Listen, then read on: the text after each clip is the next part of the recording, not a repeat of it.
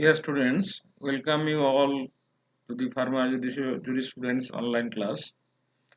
Today we will discuss about Pharmacy Act 1948.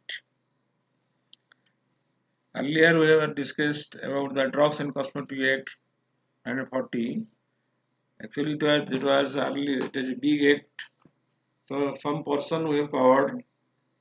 Last we have covered, that is your sale of drugs, and other some administrative part of the act is there. So continuously we cannot go to that act. We will change something. So today we will start with Pharmacy Act, and the rest of the part of the Drugs and Cosmetic Act we will take later on. So Pharmacy Act, what is the objective of this act? We will discuss first. The main objective of this act is that regulating and raising the status of profession of pharmacy in India. So we had this, before 1948, there is no rule regarding the professor of pharmacy who can dispense the drugs. So after 1948 only the status of a pharmacist came into the existence. So that is a main objective. Secondly, providing uniform education and training to the person willing to enter the profession of pharmacy. That means before 1948 there was no education regulation. There is no diploma course or degree course like this thing in India. So there is a compounder course in some state. There is a druggist and chemist course in some part of the state. So and after 1948, a uniform education regulation, diploma course of 2 years, B.Pharm course of 4 years, so came into existence only after 1948 of the implementation of Pharmacy Act 1948. Another objective is that maintaining control over the persons entering the profession of pharmacy. Who can enter to the profession of pharmacy? What should be the qualification of a pharma, that is to for entering? It is a plus two science or plus two arts or plus two commerce, whatever they are. Now at present, for entry to the course of pharmacy is to diploma in pharmacy or degree in pharmacy, plus two science is required. So not other than plus two science can enter to the course. So that has been introduced by this act. So next will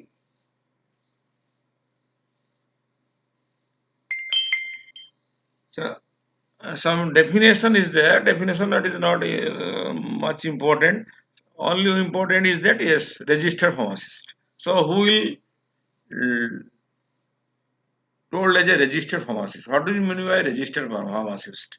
That definition is there. A person whose name is for the time being entered in the register of the state in which he or she is for the time being residing or carrying on the business of profession of pharmacy is known as a registered pharmacist. That means after completion of a course, you have to register your name in a where you have to being practiced in a state where you have to being practiced profession of pharmacy.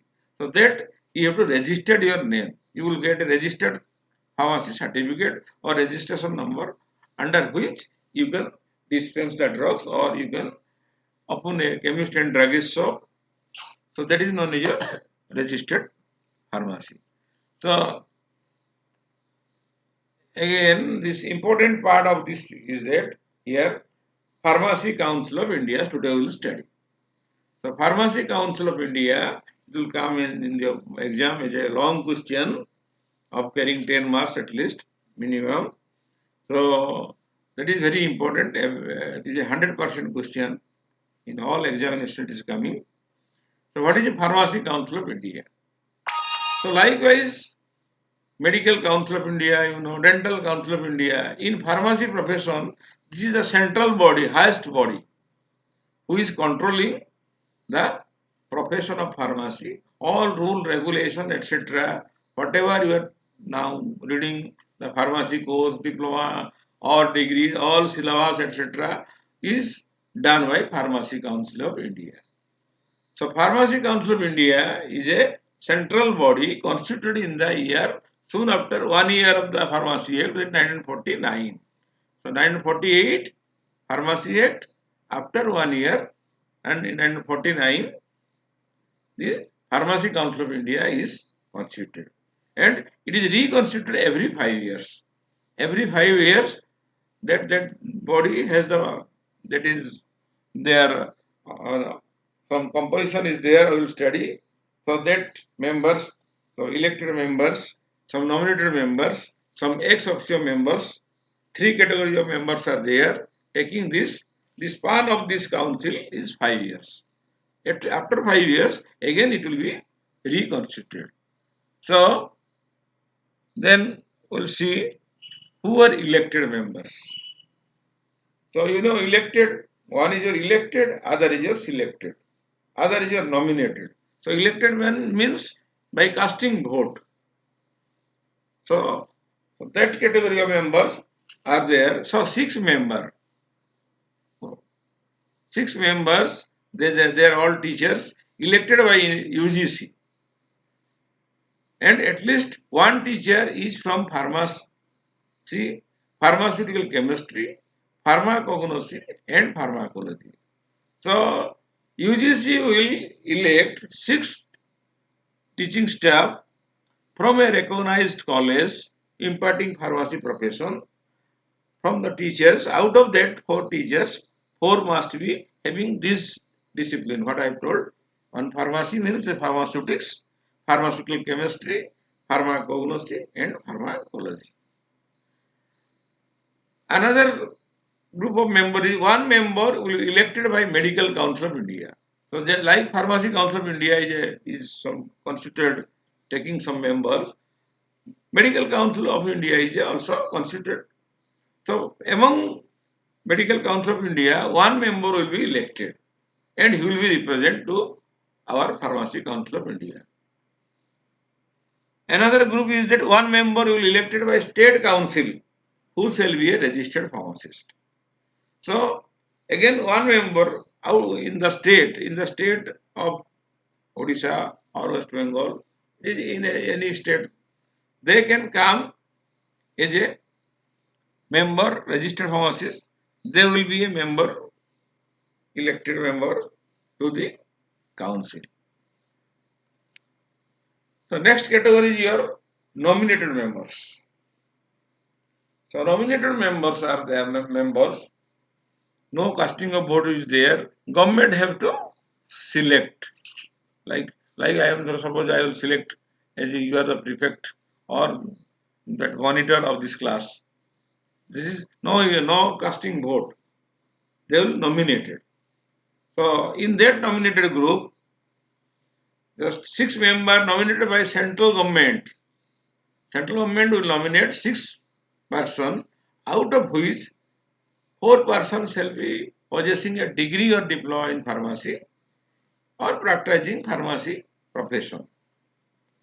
So central government will nominate 6 persons. Out of 6, 4 must possess a degree or diploma in pharmacy. That you just remember. And they are practicing, definitely their degree or diploma in pharmacy means they are practicing the profession of pharmacy. Second category is that a representative of UGC and a representative of All India Council of Technical Education, AICT. So from UGC, one will represent to our council.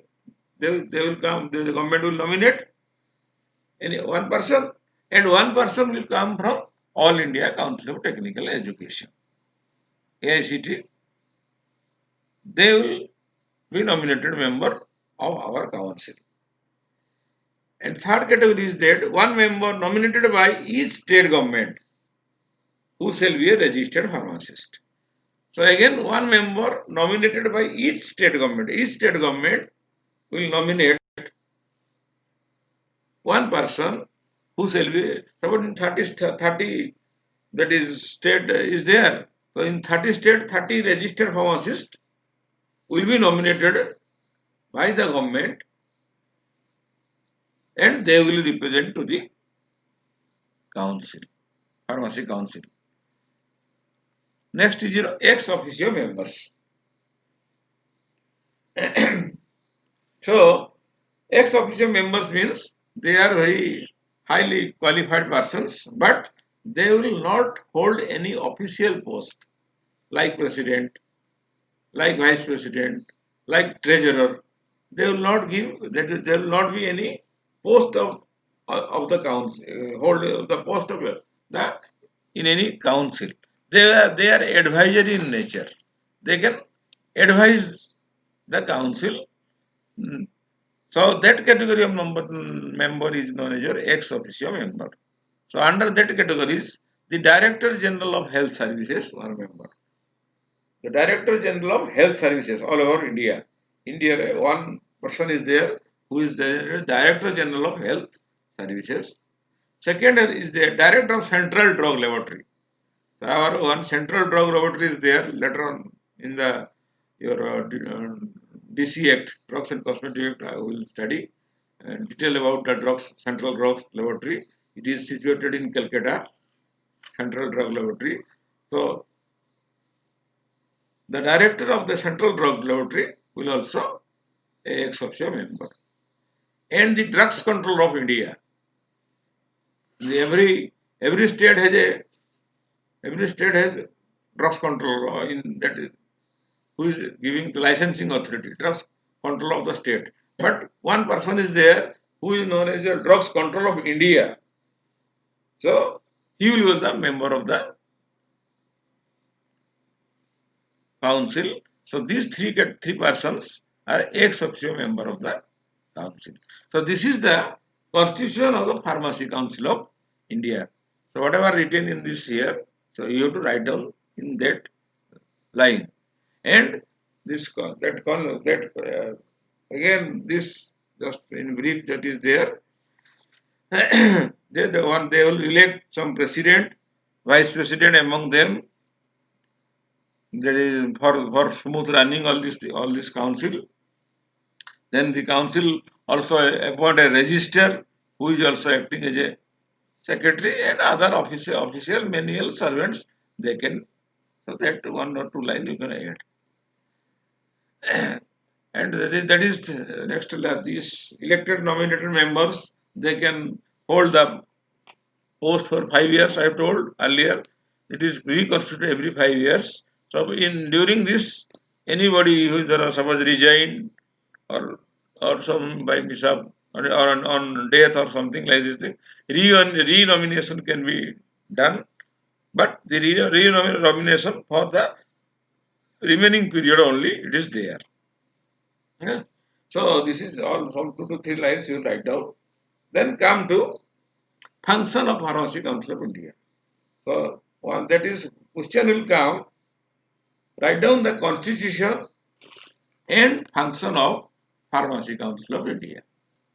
So that is a long question. It will come and definitely it will come in the exam. Hmm. So let's discuss the function of Pharmacy Council of India. So one function is that major function. It is framing the education regulation to prescribe minimum standard of education required for the qualification as a pharmacist. For qualification as a pharmacist, what is the minimum standard of education is required, that is framed by PCI. To regulate the minimum education standards, so there is a education regulation, that is diploma course, what it contains, pharmaceutics, pharmacology, degree courses, what it contains, how many years, all these things, it should be done by Pharmacy Council of India, this is a function. Then other function is to recognize qualification granted outside. Suppose anybody come from outside of India, so they taking their qualification befitting to it is matching to our state or not, they can recognize other qualification granted outside India. That degree, any degree which is giving outside India, it is if it is equivalent to our standard, then only Pharmacy Council recognize that qualification as a pharmacist. Then other main thing is there to comply and maintain a central register. So central register means that every state will has a state council. I will read that later on. So they will maintain the state register. Then that state register they can supply all the data to center.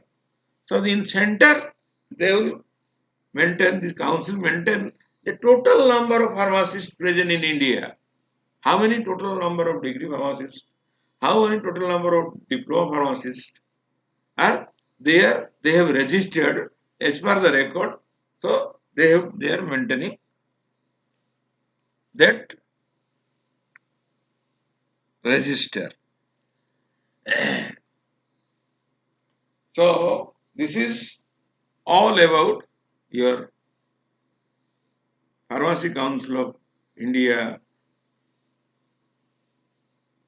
that is constitution and function.